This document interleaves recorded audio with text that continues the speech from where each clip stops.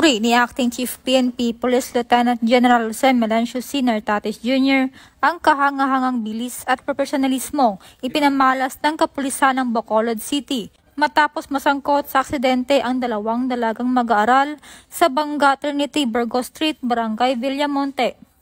Ang dalawang biktima ay parehong 21 anyos at psychology students ng isang universidad ay naglalakad sa pedestrian lane ng mabangga ng isang Ford Expedition na minamaneho ng 55 anyos na lalaki mula sa Silay City. Sa tulong ng RMDO, NIR at Amity Ambulance, mabilis na naihatid sa magkahiwalay na ospital ang dalawang mag-aaral na pareho nang nasa maayos na kalagayan. Ang insidenteng ito ay hindi lamang nagpapakita ng epesyenteng pagtugon sa aksidente kundi nagpapatibay rin sa layunin ng bagong PNP para sa bagong Pilipinas, serbisyong mabilis, tapat at nararamdaman.